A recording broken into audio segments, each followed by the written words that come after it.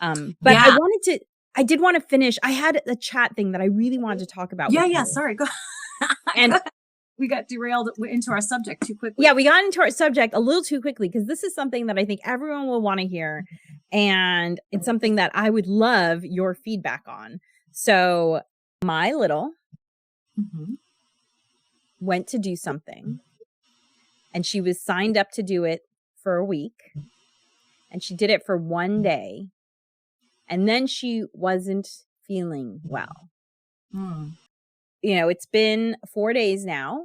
And we have been very supportive, and also there has been some legitimate not feeling well. Like she felt a little warm to me, and she said her throat was a little sore, but took a COVID test, no COVID. You know, her throat's a little sore, but that could also be from running the AC. So anyway, but she did seem a little flushed, and you know, it's like, okay, well, that no computer, like you're in bed resting, no TV, no screens, rest. And she has been resting. But she also hasn't seemed sick. And there's been, you know, she's a lot better today. So we're like, okay, so tomorrow you're going to go finish this thing. And a lot of pushback. And here's the thing is it's something that she's done before.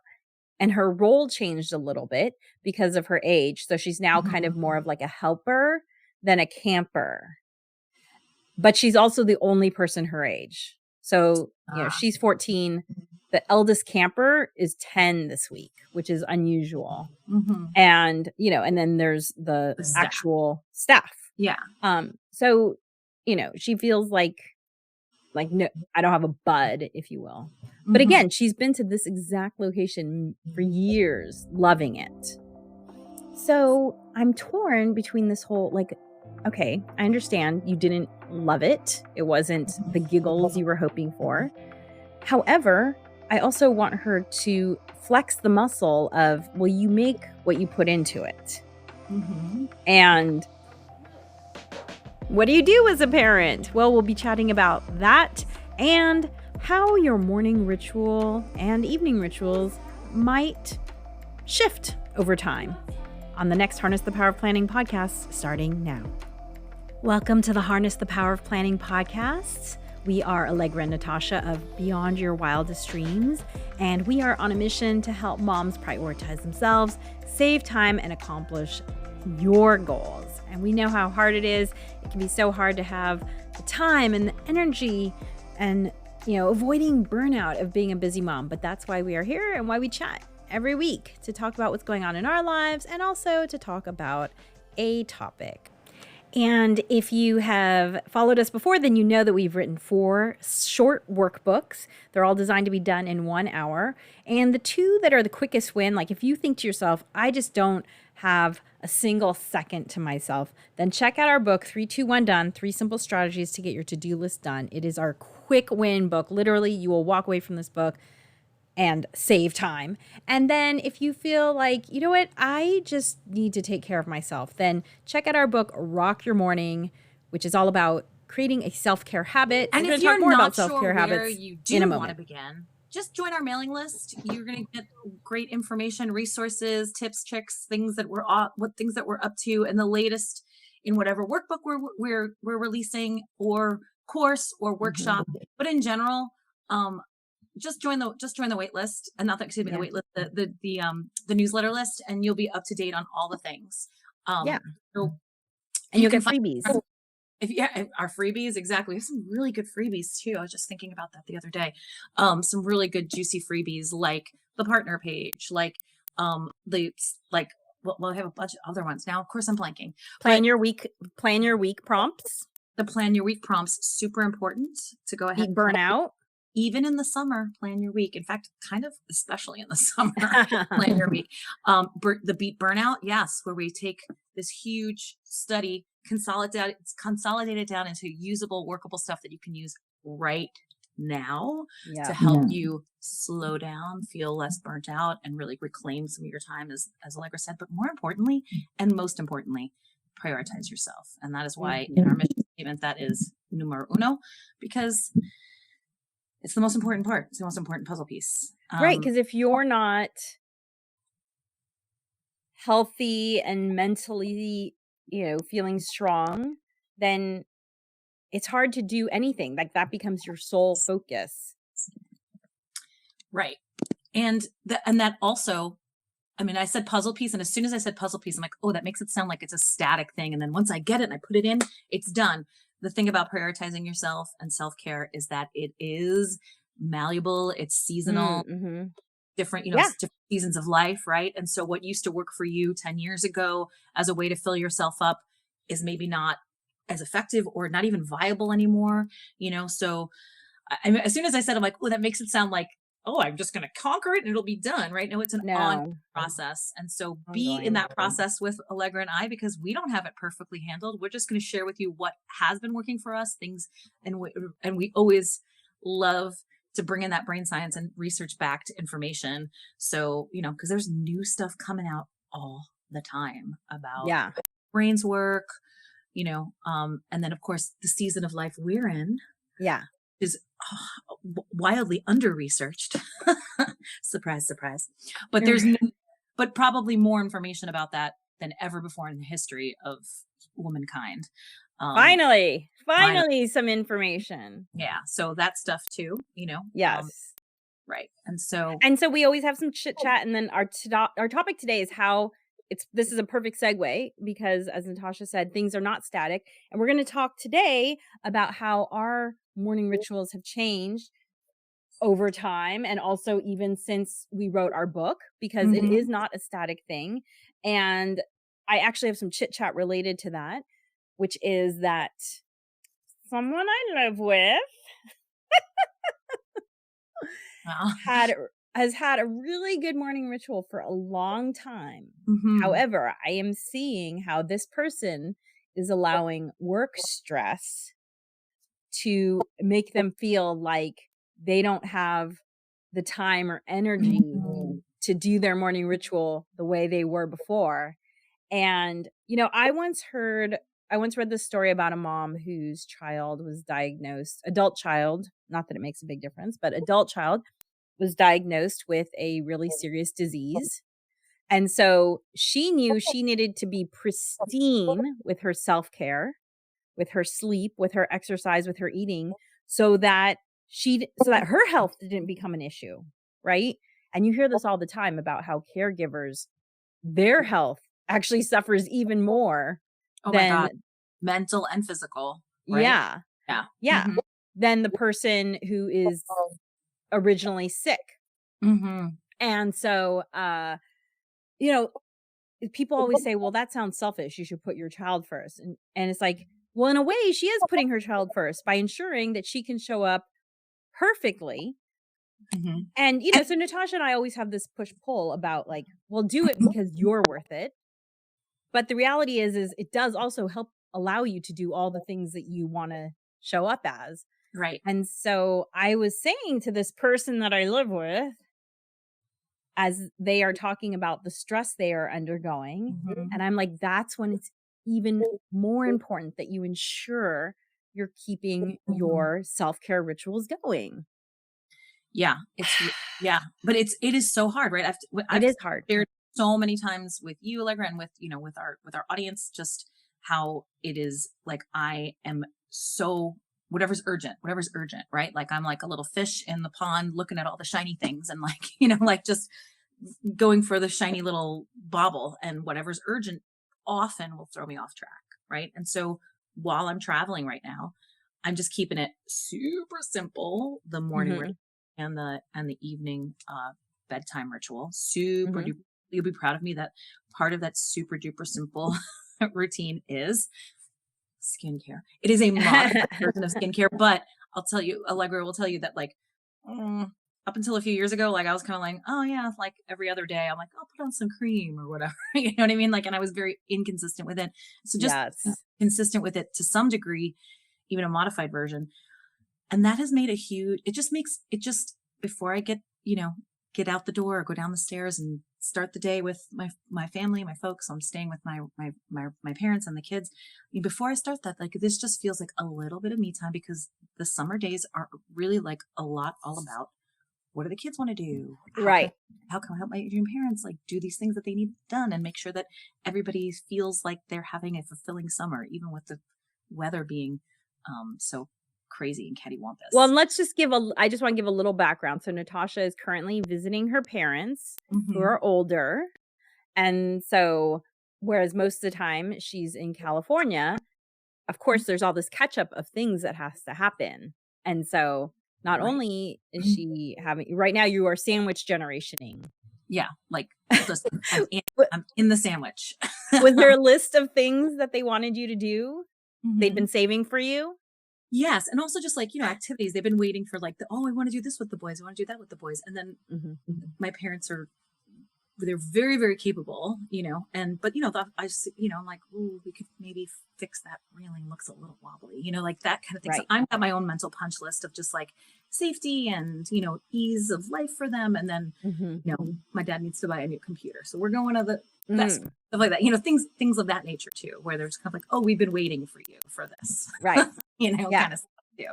Yeah. So, and then of course the boys, which we love coming here for the summer. It's just wildly different than Southern California summers. And so there's like there's always like a wish list for what we do when we come here. You're like at this like you're like pretty much at the farthest diagonal point almost as you can be from us. And I definitely this is not complaining. It's just what's going on. You know what I mean? Like, cause this is but it's so different. This is a lot of this is quality problems. Like, what fun thing do we get to do today? You know what I mean? Right.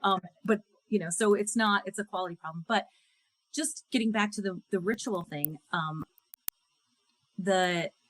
as I said, very truncated morning ritual, but of course, making the bed first and foremost. And in fact, after our live last week, I was talking to the boys about it because they're choosing to stay. I'm in my parents' basement right now. They're choosing to stay in the basement because it's cooler than the room that they normally stay in. And then the weather has changed and they could move back up, but they like it down here. It's kind of like their little bachelor pet. Right. Bathroom. They got, you know what I mean? Like so, but it is also a common area, right? So I was like, their hey, man cave. Their man cave, yeah. And I was like, hey guys, you still need to like make your bed, even though you're sleeping on this. The little one is like pushed together 2 chairs, and this is what he wants to sleep on. I've offered him he loves it.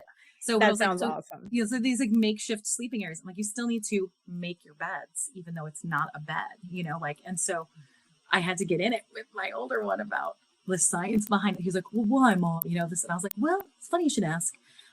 Even though we've talked about it before, I just had a live with Allegra about why it's important to make your bed. So still doing that, of course, making my bed and doing the skincare in the morning. And then the last 2 nights, I have shifted up my evening routine a little bit. And I finally have done the things that I've read about for forever, that I know is a recommended way of having your sleep space, which is charging your phone outside of your bedroom. And for a long time now, I have been like, well, I use it, the audio to help me fall asleep, blah, blah, blah. But the truth is that when I wake up in the middle of the night to use the restroom, I come back to bed and I go to turn on, a sleep track or something, and I get sucked into some other kind of scrolling situation. And then next thing I know, I'm like, oh, I've spent like 90 minutes doing that when I should be sleeping. Like really, it is well designed to suck you in, right? Yeah. So I've been doing that for a while. And then 2 nights ago, I was like, this is out of control and I need to stop it. And so I am now charging it. There's like an alcove in the bedroom that's far away from the bed, charging it there. I still get to use my wireless mask Bluetooth. Oh, with music. So I set up the track on across the room and then put this on, and lo and behold, my sleep that's great has improved. I'm still getting up to use the restroom, which is just one of the beauties of the age that I'm in, where that used to not be the case. But guess what? I come back to bed, and by the way, I'm waking up later, so I'm getting more sleep. And then when I go to bed, I'm actually falling back asleep because I don't have the screen around. That's awesome. I mean, like, it's like, duh, you know what I mean? Like, it's a duh thing, you know what I mean? Like, of course, right? It's not like this is like some kind of, magical revelation that I'm like, there's tons of research and tons of people have recommended to keep it out of your sleep space. But I'm actually doing it instead of just saying I'm going to do it during the day. And then when Mhm. nighttime rolls around, here I am, you know what I mean? Like just forgetting to do it. And it's working. Yeah, Hello. man, humans, let's just say this really like this is important, okay? Humans, we are so good at lying to ourselves, Oh my if God. you I'm so will. good at it. Like saying, "Oh, I'm doing this thing." And it's like, Mhm. "Are you? Are Mhm. you?" And Mhm. I always joke that our species name shouldn't be Homo sapiens, it should be Homo hypocritical. Because Yeah. like Do as I say, not as I do. yeah, we are so good at putting off anything remotely uncomfortable or Mhm. remotely do you really this is really your brain working against you, like, I don't think you really need to spend calories on that thing, right? And so this is where I remind myself that a lot of the things that I want to do are counter to my basic programming as a human, because Mhm. look, our human bodies are so good at saving calories in case of a famine. That's why we store fat. And anything you want to do that it does not consider important to your survival, it's going to be like, but do you really have to do that? Do you Yeah. really? So look, you're not doing an easy thing. I just want to put that out there. Like Right. every day that you choose to spend calories that you don't need to spend, you are going against your programming. However, if you do it long enough, it will become a habit and then it'll be easy. Right. Because But then I the just brain takes over because yeah, it because wants then the to save brain helps calories you. here. Yeah. It wants to save calories. And it's just like, oh, well, this is just a habit that we do. Right. Yeah. So Yeah. that, yeah, And I've done absolutely. this a lot of times and I haven't died or starved to death, so I guess it's okay, right? Right. But Yeah. I just wanna clarify, like, how hard it is to Mhm. get over that because of our programming. So Yeah. know that you are not alone when you are fighting to do something that is what your brain considers useless use of calories, because Right. and that might not seem like a big thing, your brain trying to save calories, but your brain is 2% of your body weight, but uses 20% of your calories. So That is 2% body weight, 20% of your huge. calories. Is there? Yeah. Yeah. Yeah. So it's actually a Mhm. huge thing. Like that struggle that you feel that makes you exhausted, that's because you're using real energy to do those things. Yeah. I Modern feel life like it is not lined up necessarily with our like ancient biology, right? not at all. Because Not at modern all. life is like as a sliver of a hair of time through Yeah, it's like evolution. 100 years, Right, maybe. right. So Maybe. it doesn't line up with so many things about Yeah, versus yeah. the many years of Mhm. what got us to where we are Right. as humans. So recognize that, exactly like I said, if you make a choice that is a healthy choice for you, like maybe going for a run when your body's like, well, there's no tiger chasing us. Why would we Right. run? You know what I mean? Like, Why like would I run? why would Yeah. I run? Like this Yeah. couch is really comfortable, you Yeah. know? Yeah. So yeah, so we got a lot of biology working against you. And so, Mhm. and talking about lying to yourself, I literally would be like, well, I'm going to use my phone for these sleep tracks, right? Like Right. literally lying to myself. Okay, I'm just going to find the one I want. Oh, here's a short. Haha, that's funny. Oh, another one. Oh, a baking one. Kitty puppies.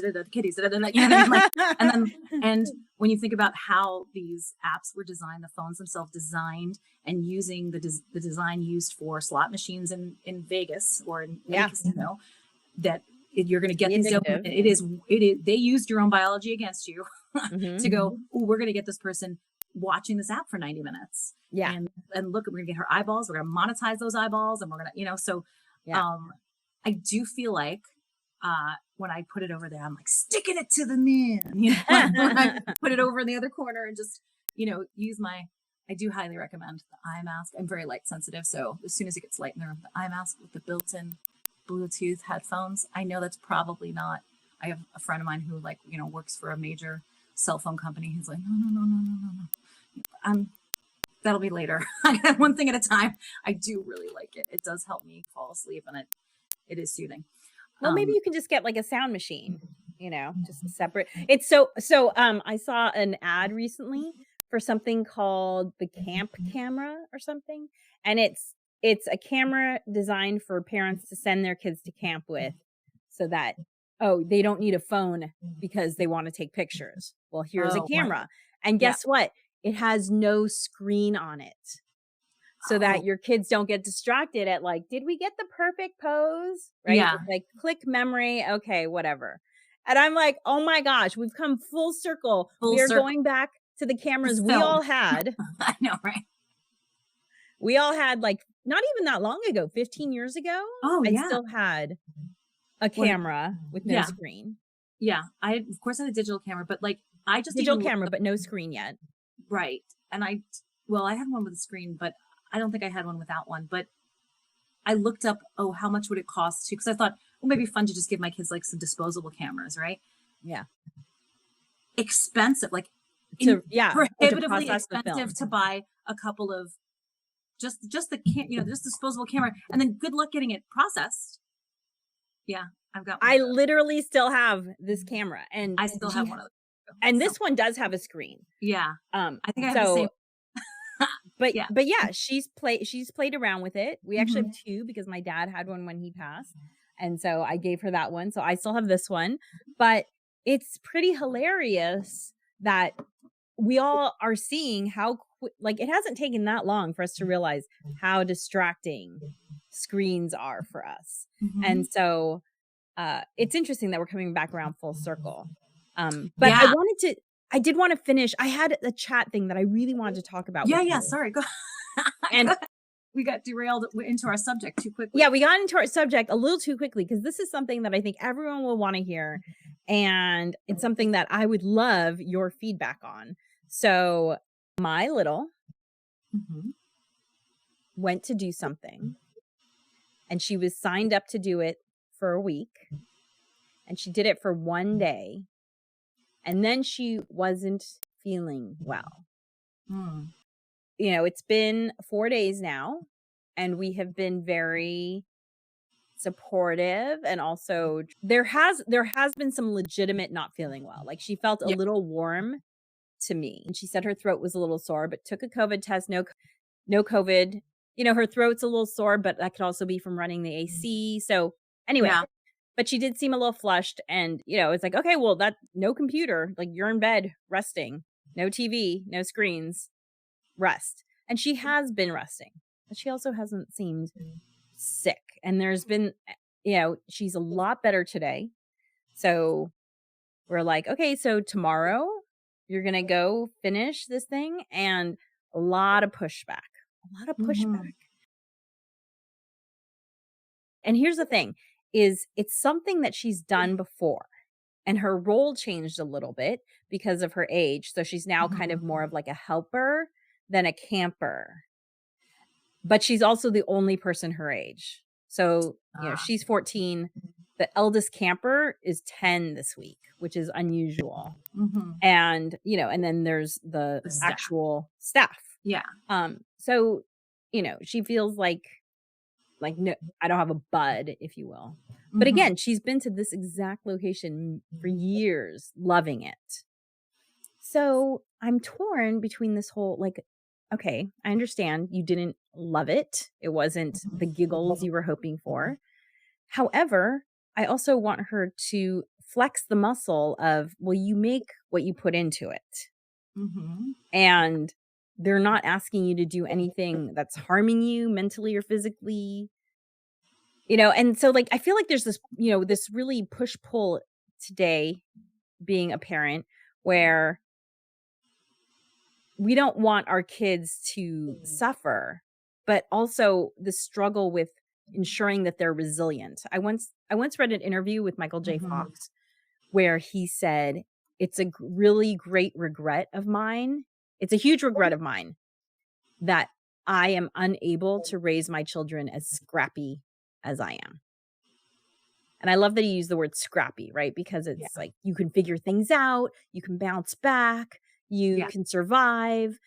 And the thing is, though, is that there was a lot of trauma that made him as scrappy as he is. And that's why he can't do it for his kids. Because like, well, I'm not going to purposefully traumatize them Right.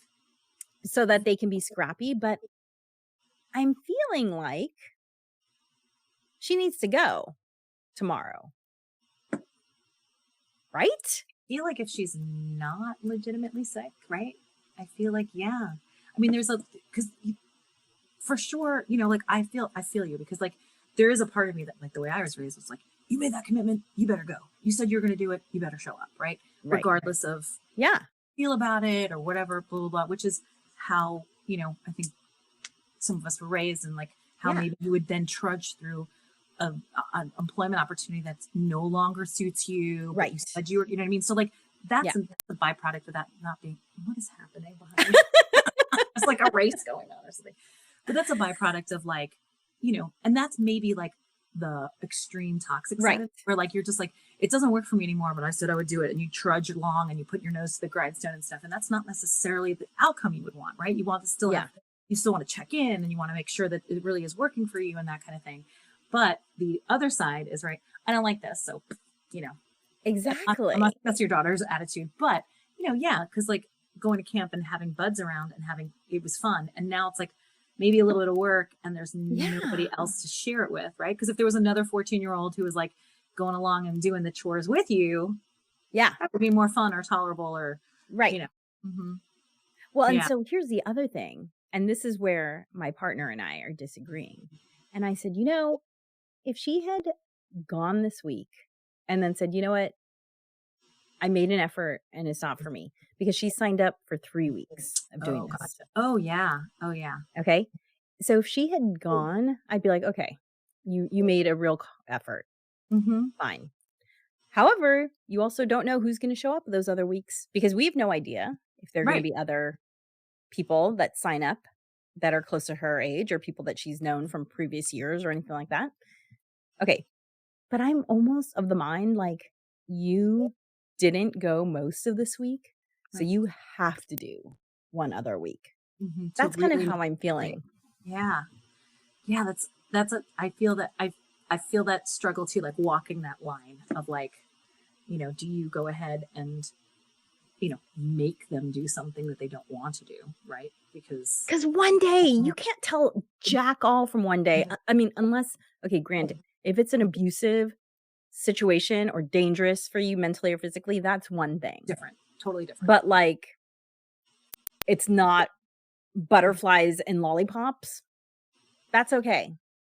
Yeah. We get to, as parents, help our kids tolerate uncomfortableness. That is part of our job, is helping them tolerate unpleasant feelings, because helping them circumvent unpleasant things is just unrealistic, and that's just not how life goes. And not to say that like life is tough, kid, like you suck it up, like that's not the message either, but the message is like sometimes stuff's going to be uncomfortable and we can do hard things, and it's a good muscle for her to practice in this really kind of like safe space. Absolutely. Mm-hmm. And also going back to what we were talking about earlier about like how we were designed, like less than 100 years ago, whatever activity it was that she was doing, that would have been the only game in town. Like there wouldn't have been an option to opt out. Like nowadays, there's so many options, but it's like, I do feel like part of why our society doesn't function so great is because we're able to opt out of interacting with people that we don't necessarily want to interact with. And then we go into our own little, echo chambers of, well, I don't want to talk to that person, so I'm not hearing that point of view and I'm just in my echo chamber, versus like, hey, when we all socialize a little bit, we realize that you're a human, I'm a human. You love your kids, I love my kids. And so part of me is just like, look, it's not normal to just be able to opt out. Like that's not a normal human experience. Like figuring out how to make things work with different people is an important skill. It is an important skill. And I think it also gives us a good perspective, and being able to, I mean, again, barring abuse, barring, barring unsafe, being unsafe, not talking about that. Always available to opt out of that at any given moment. Yes, absolutely. But yes, the idea that I don't want to hear things that I don't agree with, or, you know what I mean? Like that. Yeah. Okay, As so a parent, we have to make those tough decisions. I think that's a hard thing. God, I see that from both ends. I'm just trying to imagine my 13 in that scenario, and the message that they would get from that. If you say you have to go, Right. like, what's the message? If you say, oh, you don't like it, okay, that's fine. Like, that's not an invalid choice either. I just don't know. It's just really, it's a doozy. It is. But I Yeah. think it's an important one at this age. So. Yeah, for sure. For sure.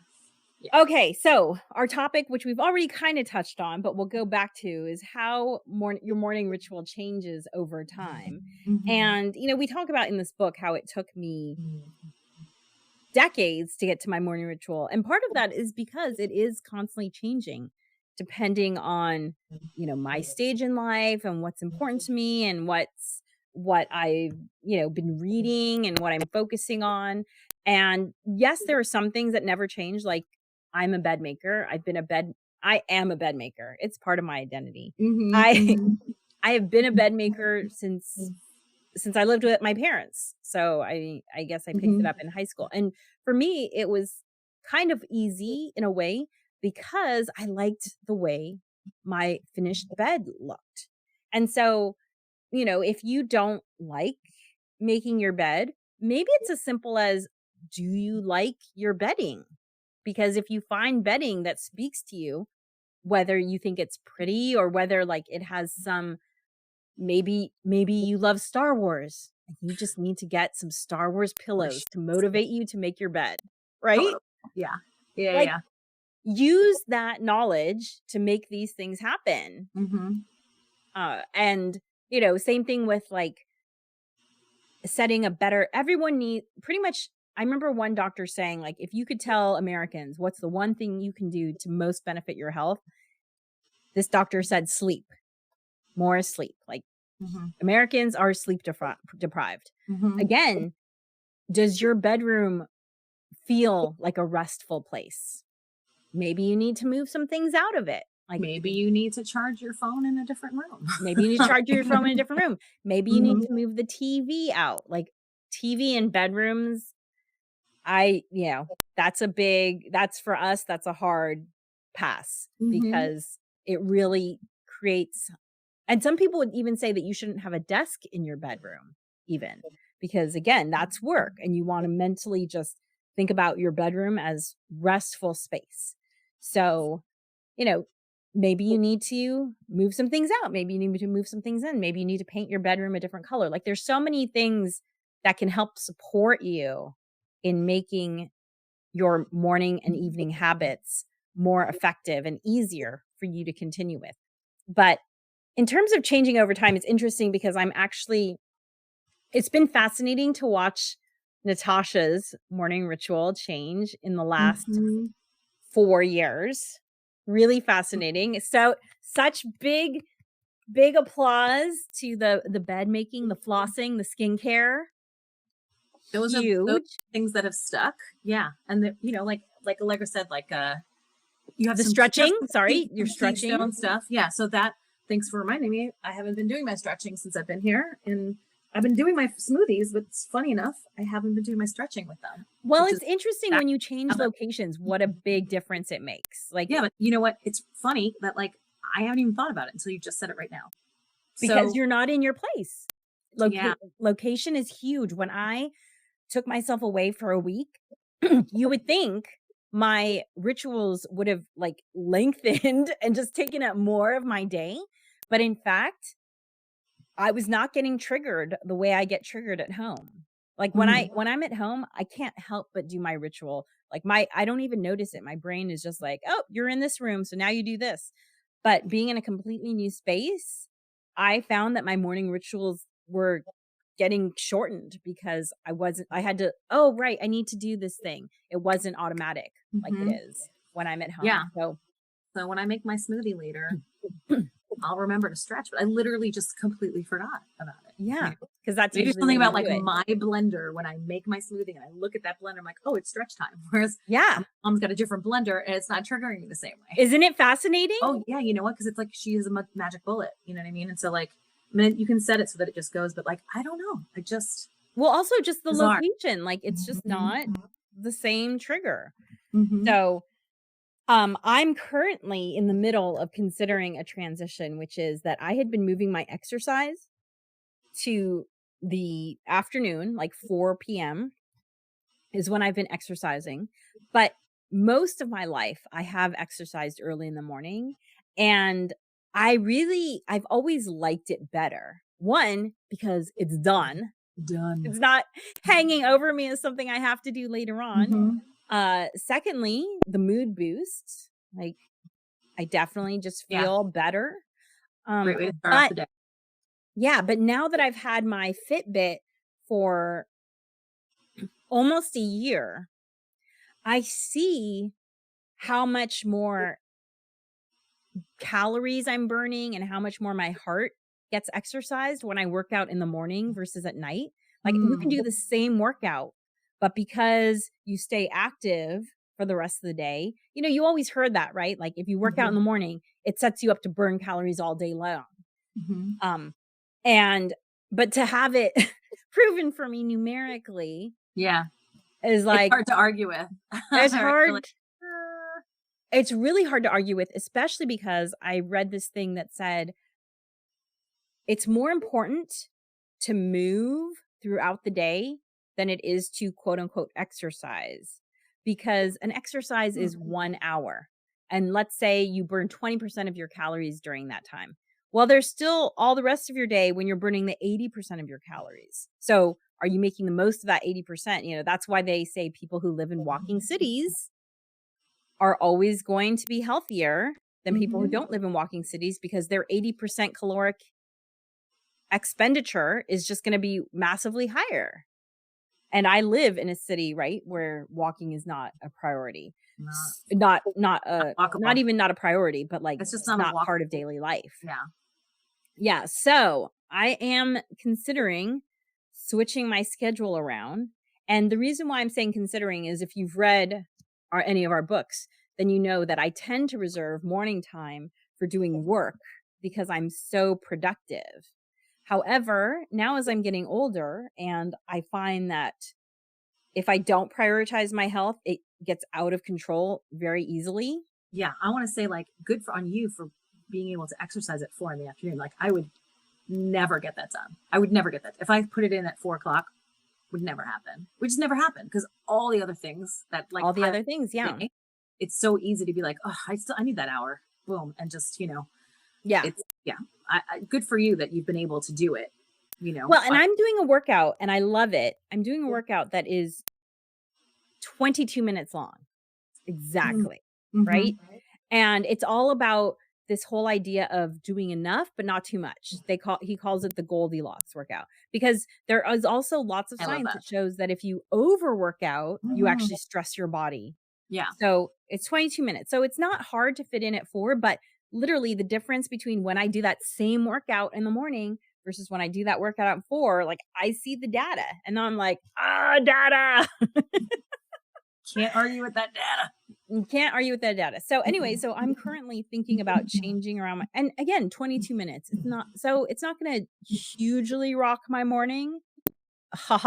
Rock my morning. Rock your morning. Title of our book. Go on. It's not going to hugely affect my morning. Okay, it's on silent. It's on airplane mode and it's still making sound. The alarms still go through. Why? Because they think if you set the alarm, you think it's important. How do I get it to be a silent alarm? You can vibrate all you want. You can go into, I think you got to go deep into settings and be like alarm vibrate only. Okay, I tried looking for that before, but I'll have to do it after. So anyway, so I am so this is how your rituals shift is that you feel like something else is serving you better and you consider it. Now I'm looking at, giving a little bit more of my morning over to exercise so that I can have these other benefits that I definitely feel like I have. But yeah, it's a slow process, but it does change. And I will say one thing, because, I've had my health fall off a cliff, because the last time my health fell off a cliff was when my father passed in 2020. And I can tell you, I learned that lesson, because it has been so hard clawing out of that, because I allowed myself to be in that ditch for a long, long time. Yeah.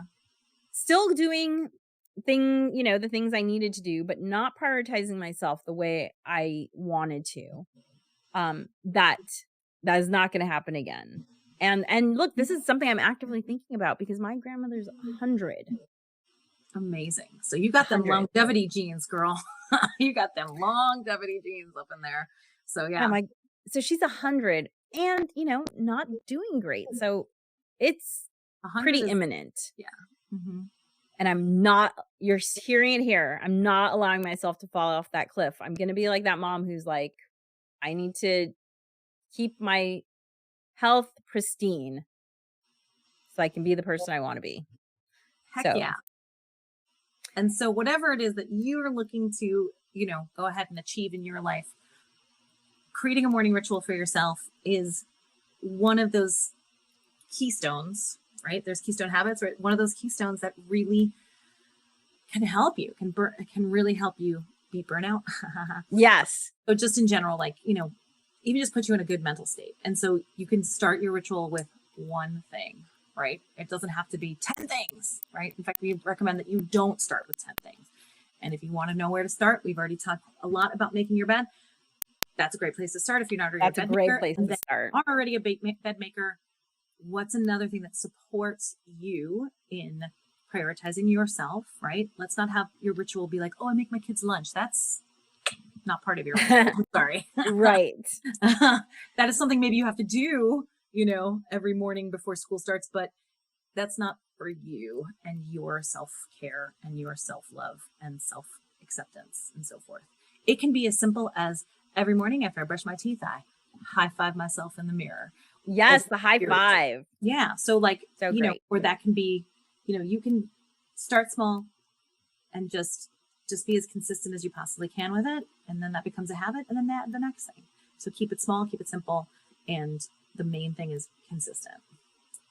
Yeah. And if you are listening to this, to the Harness the Power of Planning podcast, you can get our Beat Burnout freebie at tinyurl.com/BYWD stop burnout. That's BYWD STOP BURNOUT.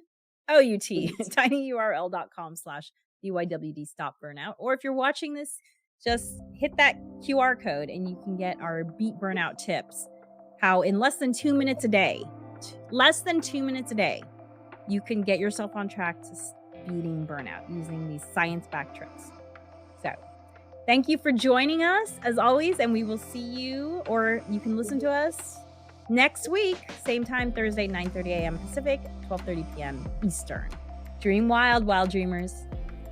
Thanks for joining us for the Harness the Power of Planning podcast. Be sure to like and subscribe wherever you listen.